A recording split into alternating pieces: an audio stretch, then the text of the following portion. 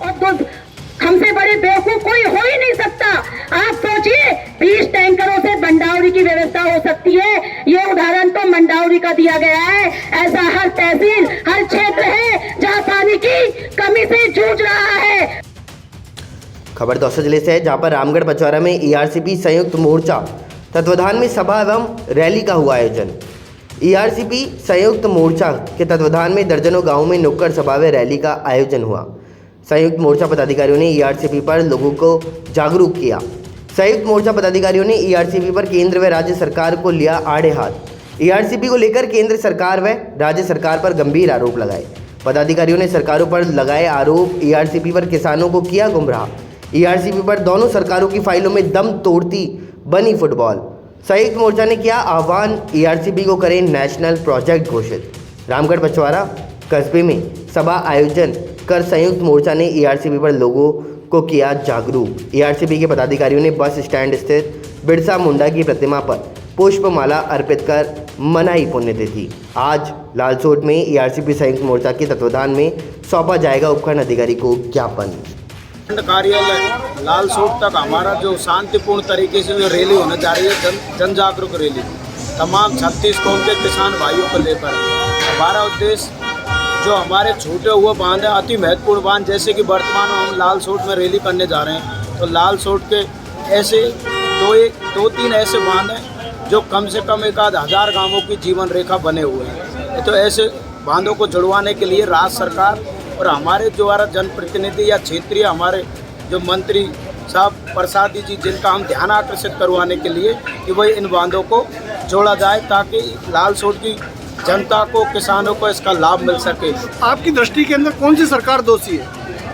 इसमें मैं ये कहना चाहता हूँ कि जैसे कि राज्य सरकार की बात करते हैं तो राज्य सरकार ने तो बजट तो पारित कर दिया, मगर जो डीपीआर बनी हुई थी तत्कालीन सरकार 2016-17 में वसुंधरा के कार्यकाल में जो डीपीआर बनी, उसमें हमारे ऐसे रियासत काल के बांध थे जिनको छोड़ दिया।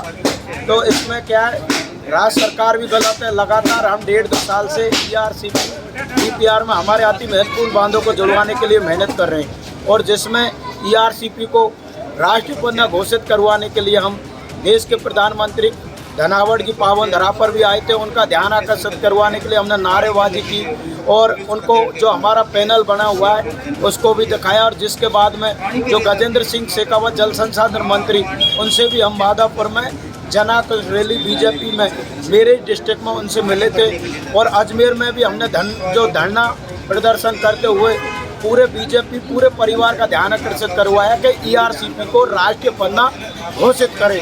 तो मैं तो ये कहना चाहता हूँ कि इसमें सरासर दोनों सरकार ईआरसीपी को फुटबॉल बनाकर खेल रही हैं और किसान कौम के साथ खिलवाड़ कर रही हैं, पानी को लेकर, सिंचाई को लेकर। ईआरसीपी नेशनल प्रोजेक्ट को घोषित करवाने के लेकर आपने कई नुक्कड़ सभाओं का आयोजन किया और नुक्कड़ सभाओं को संबोधित किया। इस दौरान आपने केंद्र पर भी निशाना साधा और राजस्थान सरकार के स्थानीय मंत्री पर भी निशाना साधा। इसके अंदर मेन दोषी कौन है? देखिए, जिस क्षेत्र से मैं संबंध रखती हूँ, लालसोट क्षेत्र से, ये क्षेत्र पानी की समस्या से जूझ रहा है।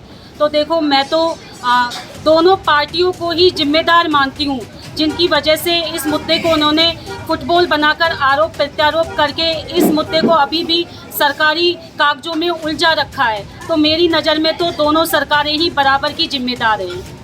अगर इस मामले को लेकर आप रैलियों का भी आयोजन कर रही है, नुक्कड़ सभाओं को भी संबोधित कर रही है, अगर फिर भी सरकार ने ध्यान नहीं दिया तो अगला कदम क्या होगा?